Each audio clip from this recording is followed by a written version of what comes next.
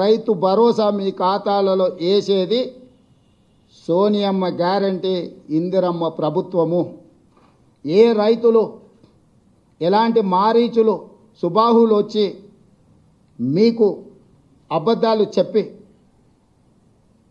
ఆనాడు పురాణాలలో విశ్వామిత్రుడు యజ్ఞం చేస్తుంటే రాక్షసులు ముఖ్యంగా మారీచుడు సుబాహులు వచ్చి ఆ యజ్ఞాన్ని భగ్నం చేయాలని ప్రయత్నం చేస్తే రామలక్ష్మణులు ఎట్లయితే కాపలా కాసి విశ్వామిత్రుడు చేపట్టిన యజ్ఞాన్ని సంపూర్ణంగా పూర్తి చేసిండ్రో ఈనాడు కూడా మా ప్రభుత్వము రైతు భరోసా కొనసాగిస్తుంది. సంక్రాంతి పండుగ తర్వాత సోనియా గాంధీ గారి గ్యారెంటీగా నేను చెప్తున్నా, మీ రైతు భరోసా మీ ఖాతాలో పడుతుంది. ఎవరిని నమ్మకండి.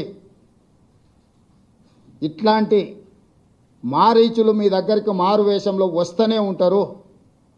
ఆనాడు సీతమ్మను ఎమర్చడానికి బంగారు లేడీ రూపంలో వచ్చిన మారీచుడే ఈరోజు మారు వేషంలో మళ్ళీ బీఆర్ఎస్ బీజేపీల రూపంలో మీ దగ్గరకు వస్తారు.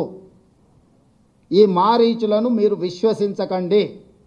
సంక్రాంతి పండుగ తర్వాత మీ రైతు భరోసా మీ ఖాతాలలో పడుతుంది.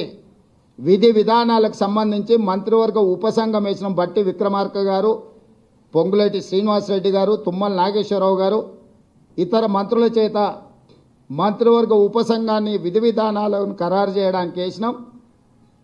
రాబోయే శాసనసభ సమావేశాలలో విధి విధానాల మీద చర్చ పెట్టి ఏ రకంగా కార్యాచరణను తీసుకొని ముందుకు వెళ్దామో నిర్ణయించుకొని డిసెంబర్ నెలలో జరిగే శాసనసభ సమావేశాలలో సభలో చర్చ చేసి విధి విధానాలను ఖరారు చేసి సంక్రాంతి పండుగ తర్వాత మీ రైతు భరోసా మీ ఖాతాలలో వేసే బాధ్యత మా ప్రభుత్వం తీసుకుంటుందని చెప్పి నేను రైతులకు గ్యారంటీ ఇస్తున్నా.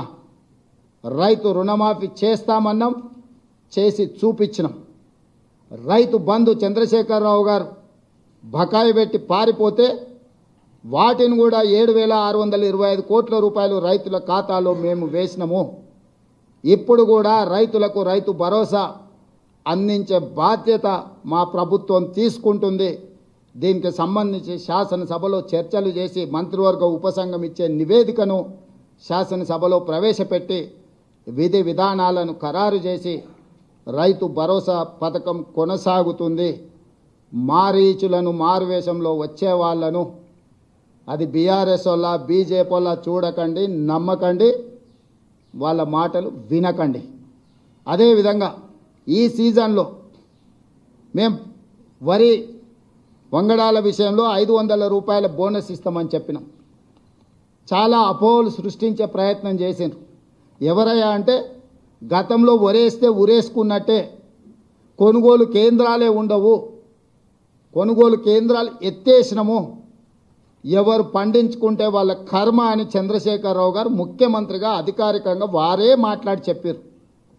ఒకటి కొనుగోలు కేంద్రాలు మూసేస్తున్నాం, కేంద్రం కొనడం లేదు కాబట్టి మేము కూడా కొనడం లేదని బాధ్యత కలిగిన ఆనాటి ముఖ్యమంత్రి గారే మాట్లాడినరు. ఆ తర్వాత ఇంకా ఒక అడుగు ముందుకేసి ఒరేసుకుంటే ఉరేసుకున్నట్టే అది మీ కర్మ అని చంద్రశేఖరరావు గారు మాట్లాడినరు. ఒరేసుకు